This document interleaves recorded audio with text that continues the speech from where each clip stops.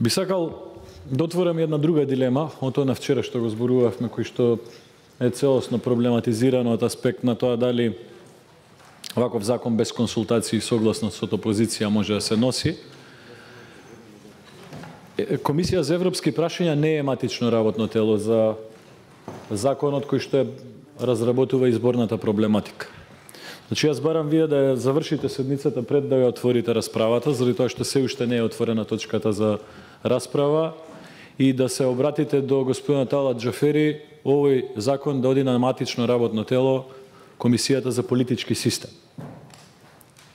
Комисијата за европски прашања може да е заинтересирано работно тело, заради тоа што спротивно од деловникот владата поставила европско знаменце, господинот Талат Џафери не го вратил тоа заради тоа што очигледно ова све е усогласено, има друга цел, не почитувате процедури, но Комисија за европски прашања не е матично работно тело. Затоа, значи, ве молам внимателно да го слушнете предлогот. Ако постапувате одговорно како председател на Комисија за европски прашања, треба со допис да се обратите до господинот Талат Џафери, да му укажете дека изборниот законник не е дел од проблематиката кој што како матично работно тело Комисијата за европски прашања треба да го разгледува. Туку тоа е Комисијата за политички систем, прва работа. И втора работа, да упатите прашање до господинот Талат Џафери врз основа на кои принципи, врз основа на кои регулативи прифатил да биде поставено европско знаменце на овој закон. Ако господинот Талат Џафери постапува согласно деловникот, треба да го врати предлогот до владата, заради тоа што овој предлог е нецелосен и некомплетен. Нема регулатива по која што може овој закон, регулатива на Европската унија, по која што овој закон може да биде прифатен во собраниска процедура со европско знаменце. Владата на Република Македонија, кога би го добила таквиот допис од господинот Талат Џафери, треба одново, во нова постапка, да го предложи законот до собранието на Република Македонија. Секако тие може да предложат законот да биде поскратена или поитна постапка, но не може да предложат законот да носи европско знаменце. Или ако предложат да носи европско знаменце, законот треба да има регулатива за усогласување.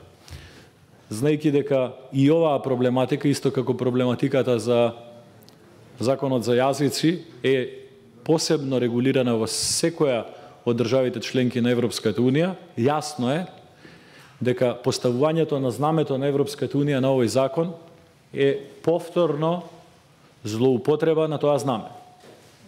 Затоа, доколку сакате бар да оставите впечаток дека почитувате ред и пореток и дека не функционирате по принцип на безвластие, кој што е очигледно во собрание, и покажувате сериозни сигнали до граѓаните на Република Македонија дека и тие може слободно да прават што сакаат, че граѓаните на Република Македонија од сега, кога ќе ги запре полиција за 30 км на час поголема брзина во возење, треба да одбијат да платат казна.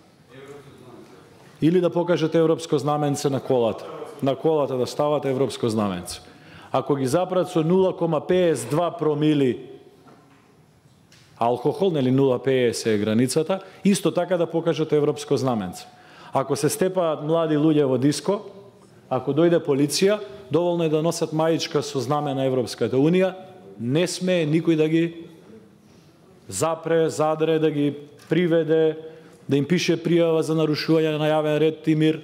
Значи, апсолутно никој од сега во оваа држава, кој што носи на себе знаме на Европската унија, на маица, на кола, на саат, може и саат и младиве да си купат со знаме на Европската унија.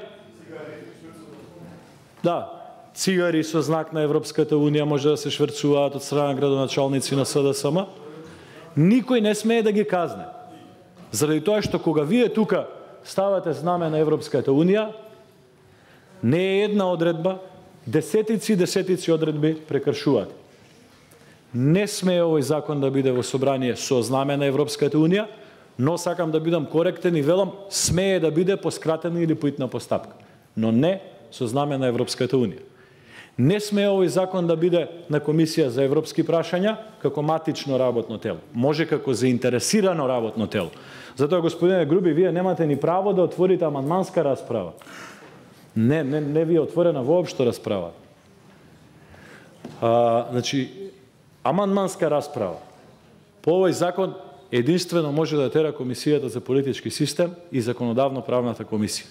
Вие може да отворите општа расправа, а ако сте доволно демократ, кој што покажувате дека не сте за жал, може да повикате јавна расправа, исто така, да викнеме експерти од правен факултет, од Скопје, од Тетово, од Битола, да викнеме компаративни искуства, да повикаме поранешни министри за правда од годините наназад, да ни објаснат како течеле консултации помеѓу власта и опозицијата.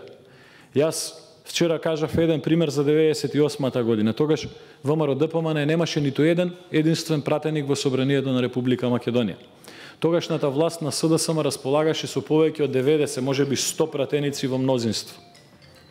Не вака составено мнозинство со меѓусебни уцени и пазари, туку реално мнозинство од 100 пратеници. Тогаш изборниот законник пред изборите 98 година се донесе во консултации со вонпарламентарна партија. Да ве подсетам 2006 година исто така пред изборите кога премиер беше господинот Бучковски, а министер за правда беше господјата Мери Младеновска. Една почитувана господја која што очигледно за разлика од сегашните гарнитури на СДСМ знаеше да ги цени принципите на демократијата. Тогаш ВМРО ДПМН во Собранието на Република Македонија имаше само 7 пратеници. Само 7 пратеници. Да. Да, 3 минути од редбата, ограничувањето од 3 минути важи за пленарна сала. Може да се јавите повторно. Ке се јавам. Значи, тогаш ВМРО ДПМН имаше само 7 пратеници. И тогаш консултациите беа обавени и изборниот законник за изборите 2006 година беше донесен со согласност на клучните политички партии во Собранието на Република Македонија. Значи, имате политички проблем. Прв пат во историјата на Република Македонија носите закон без консултации и усогласено со опозиција, имате и процедурален проблем. Овој закон во ваква постапка не смее да оди. Нити амандманска расправа смее тука да се обавува. Треба да си ја викнете Комисијата за политички систем, господинот Кирацовски, и да си тера во една постапка на закон по скратена постапка, но без европско знаменце.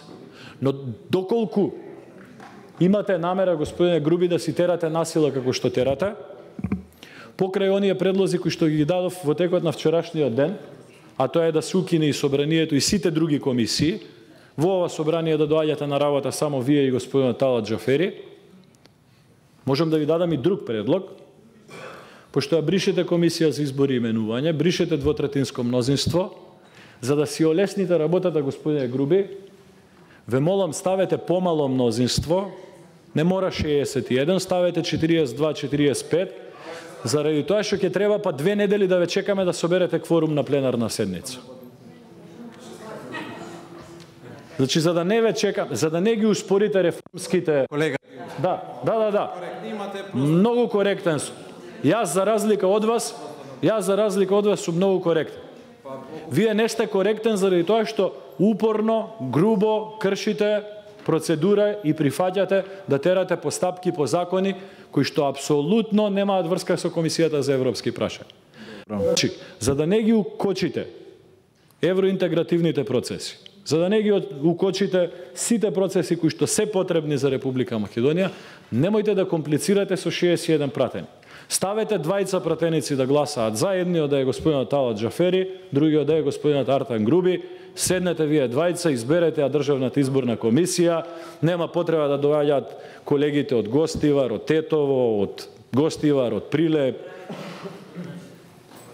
од другите градови од Република Македонија, нема потреба да правиме трошоци, ве молам дај да ја затвориме расправата сега, отидете во кабинет кај господинот Талат Џафери, напишете си го списокот на Државната изборна комисија кој што ви одговара, гласајте вие двајца консензуално и со 2 гласа за изберете ја Државната изборна комисија Господинот Талат Джафери нека се подпише 2 пати.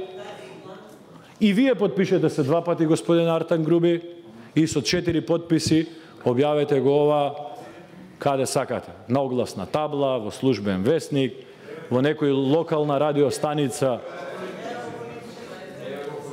Едноставно, играта која што играте е веќе толку непријатна, толку погазувачка по сите принципи на деловникот, на Уставот на Република Македонија, што се извинувам што морам со иронија да ви објаснам до која граница доаѓате. Дојде господин, само уште една реченица, дојде господинот Кирачовски, ќе му се обратам него, бидејќи како председател на комисијата не го спомнав досега, но ја спомнав неговата комисија. Значи би апелирав до господинот Груби и господинот Кирачовски, овој закон не е во надлежност како матично работно тело на Комисијата за европски прашања. Може Комисијата за европски прашања да го разгледува на 2 други начини.